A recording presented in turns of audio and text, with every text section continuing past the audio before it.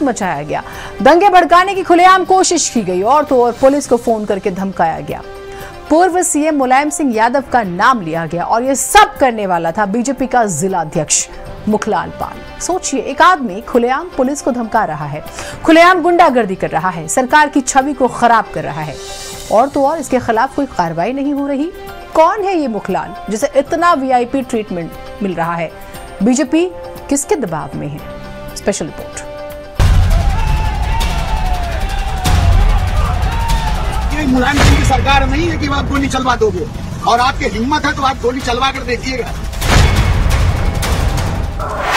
नाम मुखलाल पाल, काम खुलेआम गुंडई फैलाना। आपने कहा था ना कि 7 बजे हम बैठक करेंगे, कहा था कि नहीं कहा था? बताइए। ये मुलायम सिंह की सरकार नहीं है कि आप गोली चलवा दोगे, और आपकी हिम्मत है तो आप गोली चलवा कर देखिएगा। अरे बार बार कह रहा हूँ आपको, घूमते रहते हैं। आपने 7 बजे कहा था, क्यों नहीं बुलाया भाई? क्यों नहीं बुलाया आपने? स्पष्ट किया है कि 7 बजे आपने मनमानी की है। मैंने जिलाधिकारी महोदय को बताया है, उनको बताया जिलाधिकारी महोदय के।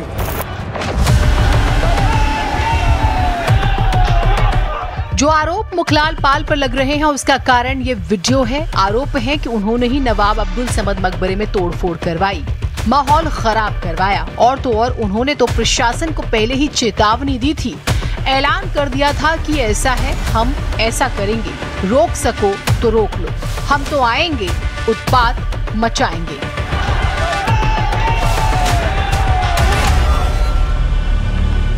की जनता से आह्वान किया हूं कि एक भारी संख्या में चलकर हम अपने मंदिर में आरती करेंगे, पूजन करेंगे, साफ सफाई करेंगे।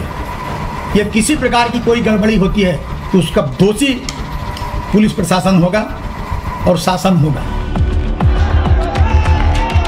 घटना के बाद सदन से सड़क तक हंगामा हुआ। सरकार की तरफ से बताया गया कि कितने लोगों के खिलाफ नामजद और कितने लोगों के खिलाफ गैर नामजद एफआईआर दर्ज की गई है, लेकिन ये नहीं बताया गया कि पुलिस को धमकाने वाले मुखपाल लाल के खिलाफ क्या हुआ, क्यों इसके खिलाफ कोई मामला दर्ज नहीं हुआ, क्यों किसकी शह पर वो खुलेआम घूम रहा है। नहीं बताया गया कि क्या मुखपाल को छूट है कि वो जहां चाहे उत्पात मचा दे। एक संगठित ढंग से एक पार्टी के नेता ने ऐलान किया कि यह मकबरा हिंदुओं का है, हम इस पर कब्जा करेंगे, और भारी संख्या में लोगों को लेकर वहां आए। ये लोग आए और हल्ला करते हुए पुलिस को धक्का मुक्की देके उसमें घुस गए और तोड़ फोड़ किया। इससे सांप्रदायिक सौहार्द बिगाड़ने की कोशिश भारतीय जनता पार्टी की सरकार कर रही है। मेरे यहाँ एक 2.0 हेक्टेयर में छोटा सा मजार था और आपके नेता ने जबरदस्ती उसको उजड़वा दिया।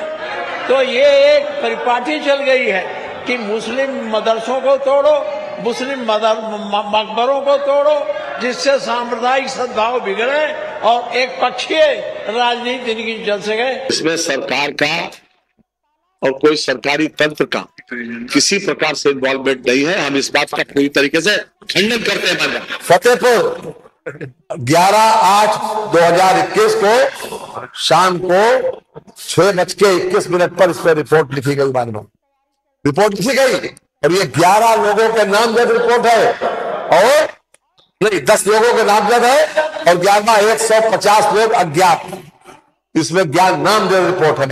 हम नाम पहले दे रहे हैं। मानव कल की जो घटना थी बाकायदा इसमें रिपोर्ट पंजीकृत हुई और पूरी तरीके से कानून अपना काम करेगा। जो भी कानून को अपने हाथ में लेने की कोशिश करेगा, जो भी सुनिए, जो भी कानून को अपने हाथ में लेने की कोशिश करेगा उसको न्यायिक प्रक्रिया के तहत दंड जरूर मिलेगा। मानव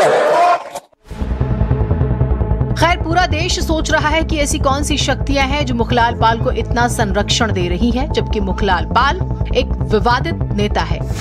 ये मुलायम सिंह की सरकार नहीं है कि आप गोली चलवा दोगे। आपकी जानकारी के लिए बताते हैं कि इसी साल मार्च महीने की बात है। मुखलाल पर पार्टी के अंदर ही गंभीर आरोप लगे थे। यहाँ तक कि 50 लाख के लेन देन का ऑडियो सोशल मीडिया पर वायरल हुआ था। मुखलाल पाल पर बांदा के रहने वाले पूर्व भाजयुमो प्रदेश उपाध्यक्ष मौरंग व्यवसायी अजीत गुप्ता ने पद दिलाने के बदले पार्टी फंड के नाम पर 50 लाख लेने का आरोप लगाया था। मामले की शिकायत शीर्ष नेतृत्व से लिखित में की गई थी। प्रदेश नेतृत्व के निर्देश पर 3 सदस्यीय जांच कमेटी गठित हुई। जांच में मुखलाल पाल पर लगे आरोप सही पाए गए थे और उन्हें दोषी माना गया था। सोचिए, एक नेता जो पार्टी के अंदर ही करप्शन का दोषी पाया गया हो, जो पार्टी फंड के नाम पर पैसों के लेन देन का दोषी पाया गया हो, आखिर उसे पार्टी में क्यों रखा जा रहा है, क्यों बचाया जा रहा है, क्यों उसके खिलाफ कोई कार्रवाई नहीं हो रही। ब्यूरो रिपोर्ट, भारत समाचार। आपने कहा था ना कि 7 बजे हम बैठक करेंगे, कहा था कि नहीं कहा था? और आपकी हिम्मत है तो आप गोली चलवा कर देखिएगा। आगे बढ़ेंगे।